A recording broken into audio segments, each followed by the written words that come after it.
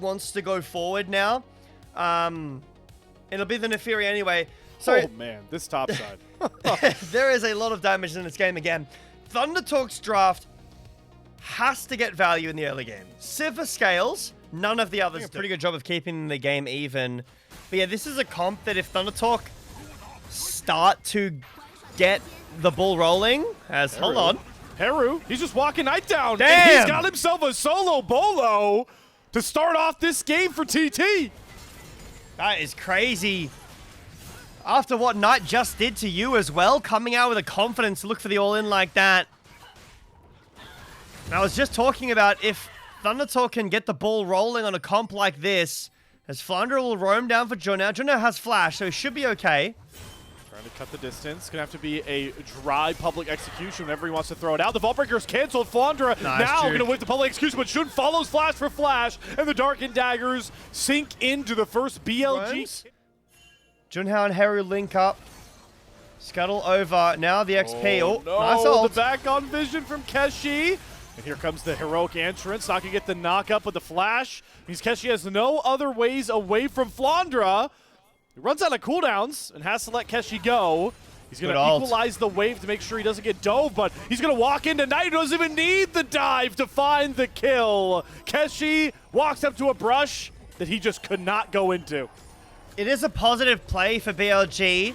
They get the kill and the grubs, but they're losing Drake. This sequence just feels a little awkward to me.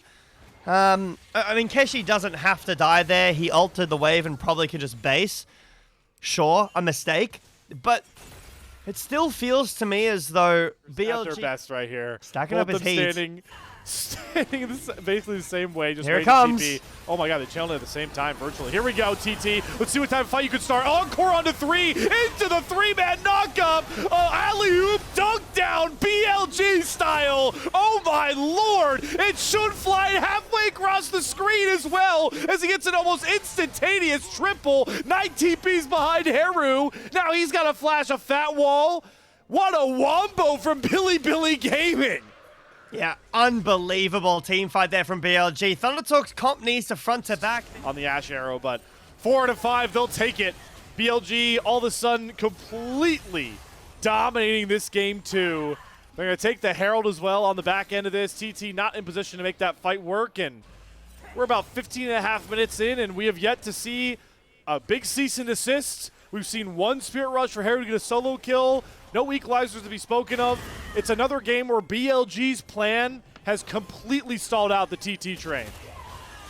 And this Ash Arrow will be dodged on. There's the flash season assist, Spirit Rush forward, but the charm lands onto On, who tanks it happily for his jungler. Hero's gonna grab that kill, get the reset, but here comes the Galio from Knight to cut off TT at the roots. There's the Darkened Daggers, the Hound's Pursuit cut off from a Blast Cone. Shun can't get the reset. He's gonna double dash back towards his teammates and Viper flash forward to get that final auto in, and the slows are a stacking on top of On. Taunt lands for Knight as he bops down Heru. It's another BLG bloodbath, and there's no sign of it slowing down because here comes Flandre to make it 4. It's a little uncomfortable, I guess. Knight playing T1 Galio. Surely that's a soft spot on your E. The only thing that made me okay, hold on. We're gonna have to hold this point. Heru's dead, by the way. Just wait. There's the... Oh, no, good charm. Does do a nice little interrupt.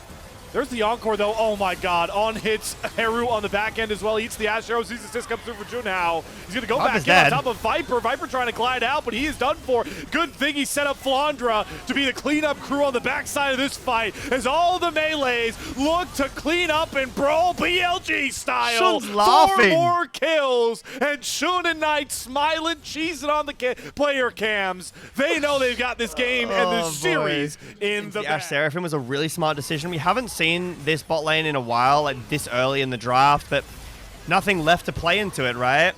There's no threat of an Olaf, which is really the thing that stopped the Ash Seraphim prior because it can't really deal with they wanted to, and now I mean, they're trying.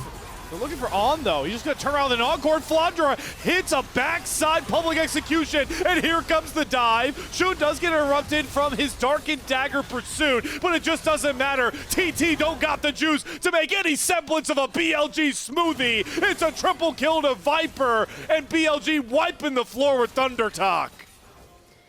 So you got any good movie recommendations? I mean, this is where we're at in this game. 10,000 down. The new Spider-Man was Baron's pretty going great. over. I haven't seen it. You should go see it. It's a very good movie.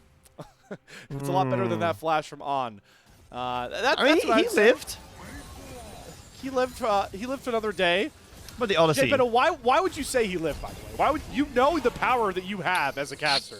You did that, Jack. You got unkilled right I've now. had some bad ones recently. I don't know. I can't remember which game it was, but I said someone was doing good and then I killed them. Like, they died on the spot. Knight is also gliding, man. dead. Wait a Viper? All right, Viper, you got I don't even know what's going on. I'm not going to lie. I don't know why Viper's still here. About Nolan or the Odyssey is that everything you see in that movie, there's no big visual effects. Like you see in League of Legends here where a bunch of circles are landing on top of each other, a bunch of flashy things. The charm is the big one to point out there. Haru does find the kill onto Viper. It was a one-way trip for Junhao. Regardless, oh my god, Shun does not care about a tier 2 turret. And there's another great public execution from Flandra. The dive bros are going deep this time. They'll be able to collect a kill onto On there. Equalizer going to come down. While we were talking movies, by the way, BLG picked up an uncontested Baron. And now off another skirmish win, they're breaking open the TT base before we even hit 23 minutes. I have to say, Thundertalk's dive onto Viper is good, but Shun is so confident. He knows how the game is going, and Flandra actually putting on a good performance. This is the first game that I genuinely feel like, okay, this is good. He is the one holding a 2,500 gold lead up against Pesci by this point. Improvements nonetheless, but I'm glad you called it out because we did outline that this comp from BLG does actually set an Mbessa up really well in terms of Viper and On.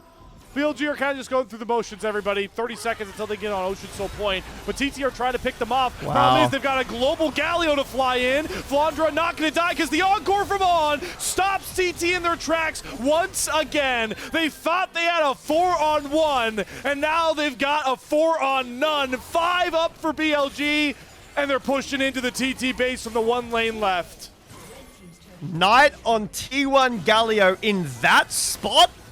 What are we doing? What are we doing, Knight? What are we doing? That's the shout out is real, but BLG walking over this game. Last game, Thundertalk had a chance. This game, it felt like Haru got a solo kill. That's the only positive, really. Look at the damage that BLG are doing in this game. Angry after the JDG loss. Flandra with a great game in this second game and a quick series by BLG. Just a couple seconds over 25 minutes. And TT do